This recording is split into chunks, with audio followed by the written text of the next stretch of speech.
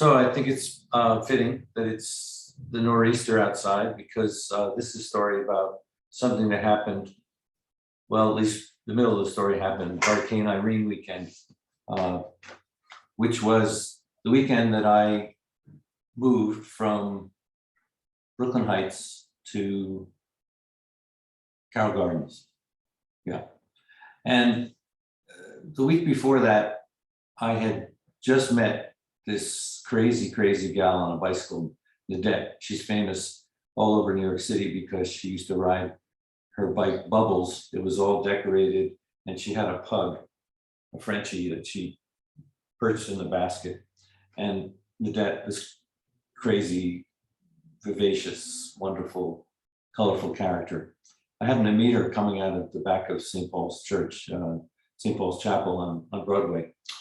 Anyway, I was planning on moving that next week, but we had a couple of bicycle escapades the week before, and I got invited to go to the Lower East Side to Time's Up Rivington's street location for a great thing called it was a musical ride during Fashion Week. So this must have been early September that we all go out in a big group with the big speakers on a trailer hitch, and we'd ride all over Manhattan and make a joyful noise and get people dancing and everything. Anyway, when I got on my bike in Brooklyn to go over to Manhattan to meet the crew, as I pulled up on my pink bicycle Rosie, and everyone was out there and things were happening, and I had this weird feeling, and I made me look down, and I looked down, and there was this mandolin pick, a very particular style pick that David Grisman, the great mandolin player, had designed, and it had his name, Dog, his nickname, across the pick. So it was heads up. That's something kind of big deal for me because I have all these superstitions around heads up versus tails up coins. And I went to reach for it, thinking, oh, this is great. You know, I've never had that pick before, but I know about them. And as I did, Nadette dove for it and picked it up before I did. And I said, hey, that's my pick. I'm a mandolin player. It was clearly meant for me. And at the time I said, you know, I think there are two more things coming. Well, it so happened that Crazy Nadette and I spent a lot of time that week, next couple of weeks together. And one day, it was after I moved into my new Carroll Gardens apartment, went over to the Gowanus Yacht Club on Smith Street, right next to the FG train. And as I sat down, it's a crazy little beer garden, you know, tiny with picnic tables, very, very tight. And as I sat down, I had this feeling again, like, look down at your feet. I looked down in between my feet, and there is a guitar pick, again, gold lettering. And I didn't recognize it at the time because I didn't know the place, but it said Retro Frets. And Retro Frets, not far, it's in Gowanus, it's the head of the Gowanus Canal. And later I went there because I had my instrument repaired there. It's an incredible museum of vintage stringed instruments. I had never heard of it at that time because I just moved to the neighborhood. Okay, there was the second one. And it so happened that I think it was just within that next week later, I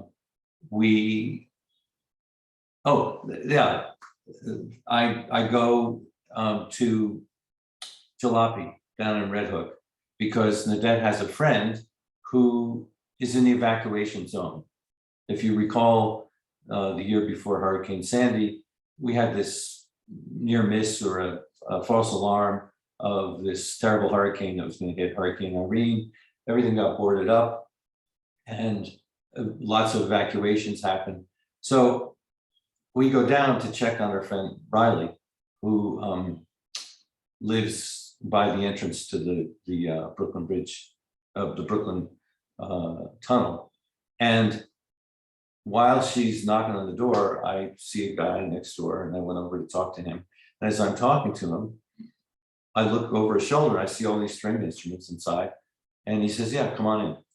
So this guy, Dave, Shaky Dave, harmonica player, had at the bequest of Lynn and oh gosh, the owners of Jalopy, he had rushed over to move all of the luthier shop instruments, fiddles, guitars, mandolins, everything under the sun, and get it upstairs because they knew the basement would be flooded. So all of this incredible array of stringed instruments was there.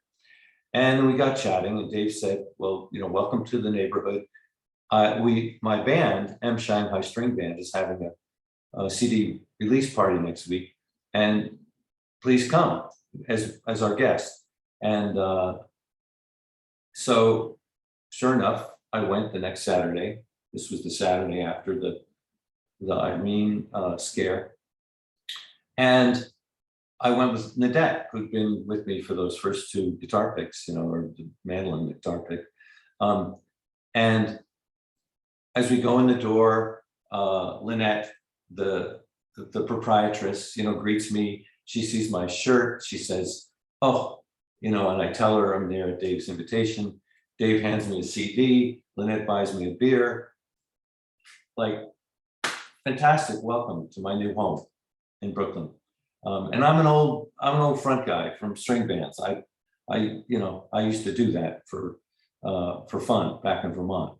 But I'm kind of newly arrived in Brooklyn. I never in a million years expect to find so much great music and people to play with, and so much generosity, musical generosity, which has been a huge thing throughout my life.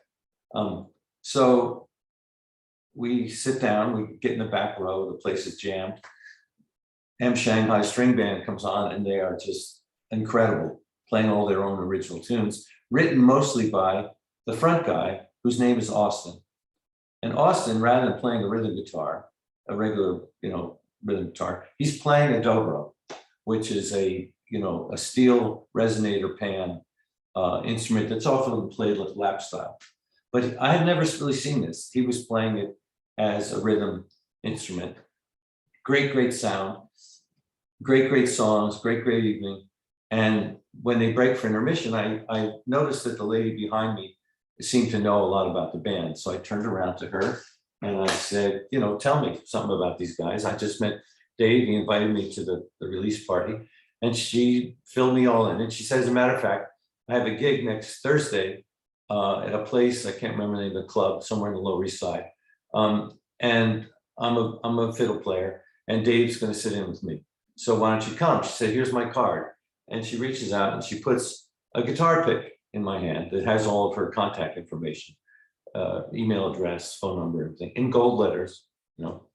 I turned to Nadette, I said, "There's the third one." So now something else is coming. Like, I don't know, I just had this intuition. Always when I have an intuition about the future, it seems to hover somewhere over my right shoulder and come from behind me. I don't know what that is, but it's happened all my life. So anyway, the very next day, that was a late show till midnight or something like that. The very next morning, I get up, meet Nadette, we go get coffee on Smith Street. And as we're walking across Carroll Park from Court to Smith Street, I hear a dobro. And sure enough, at the farmer's market that morning, there's a guy playing dobro. So I walk over and I say to him, "Oh man, I just saw this, a dobro player last night. He was playing it as a rhythm instrument. And I always wanted to, get my hands on one. And now I'm thinking about it seriously. Where do you think I could find one?" And he said, "Well, go out to Staten Island to Mandolin Brothers." Well, I knew Mandolin Brothers because, believe it or not, 20 years before, maybe, I'd been interested in getting a mandolin. I had gone to Mandolin Brothers. I played a bunch of instruments. I got scared off. And instead of getting a great deal on a A-style, beautiful, early 20th century teardrop Gibson, I balked at the price. And now it's worth about 20 times what it would have been then. But I wrote a review for the Whole Earth Review, Stuart Brand's thing.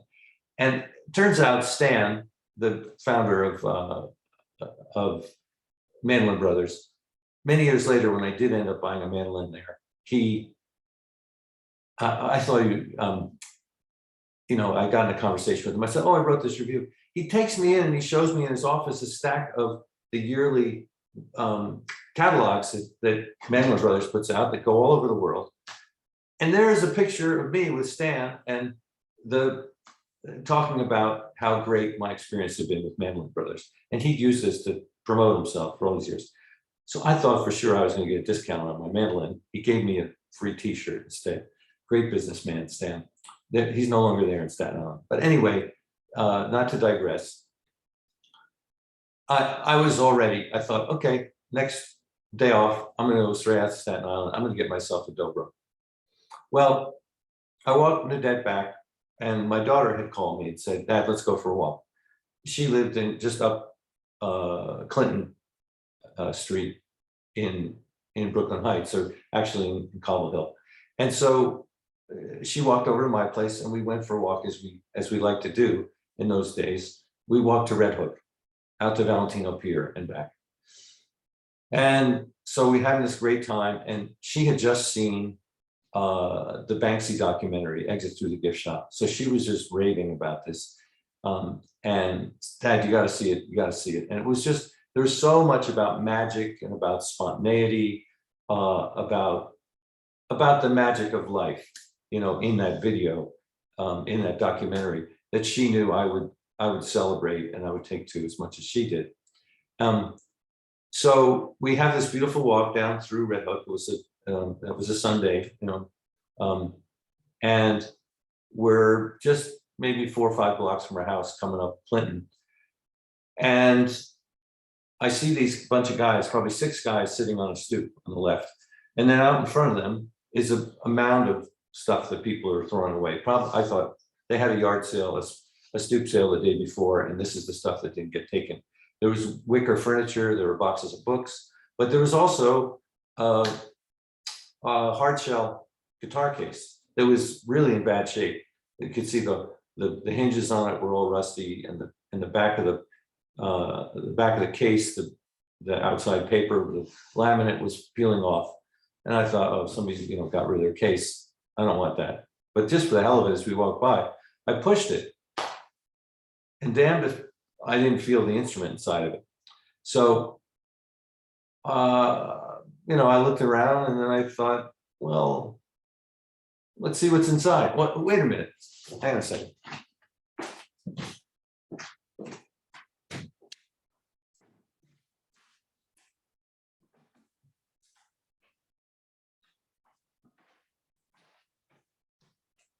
I just retrieved this from next door, which is my library of Will Steiner books, which is huge because my dear buddy Bobby Mathern left me his entire collection of anthroposophical works. Anyway, here for your pleasure is that hard shell case I was talking about. So, and you can see how beat up it is. But nonetheless, Jordan's standing there. The guys are chatting away. And I think, well, I'm gonna open this thing up and see what's inside of it. And so I do that. I open it, and here's what I'm looking at. I'm looking at the exact instrument I saw the night before, in which I had said, "Oh, I want that thing." As long as I've got this thing out, let me show you the whole beauty thing. There it is, right? That's a Dobro. And heck, it's probably not in tune, but let's just. Okay, there's a G chord for you. So I look over at these guys and I say, fellas, what's the story? Any of you guys belong to this thing? And they kind of shrug their shoulders and they say, no, actually, about 5 minutes ago, a guy came down from upstairs and he put that out on the curb. And I said, well, I'm wondering what the deal is. And so one of the guys says, I'll go check with him. because he lived in that building. The other guys were friends of his. So he runs upstairs, and Jordan and I are just sitting outside, chuckling our heads off, you know. Because she told me the story of seeing Exit through the gift shop, but I told her my story of the 3 pigs and how I felt like some gift was coming. I just told her this like an hour and a half long walk the morning after seeing this Dobro and telling everybody I'm going to get one. So we're still chuckling, and down comes this guy, and he looks at me and he says, I just talked to the fellow upstairs. He says it's yours if you want it. Well, I'm tempted, Walter, after your beautiful story, to just end it there. I will just add this as a footnote. In 2017, I had the good fortune of publishing the biography of my boyhood hero, Henry David Thoreau. And I had, since that time, since walking from the foot of Broadway to Walden Pond in lieu of a book tour, along with singing Henry's favorite song, I, along the way, and to many, many people, I would often sing his favorite aphorism, the core belief that he had in life, which I think is a little bit at what Walter's trying to get at with this spirit speaking. And thank you for setting it in motion, Walter. In the long run, we find what we expect. We shall be fortunate then, if we expect great things.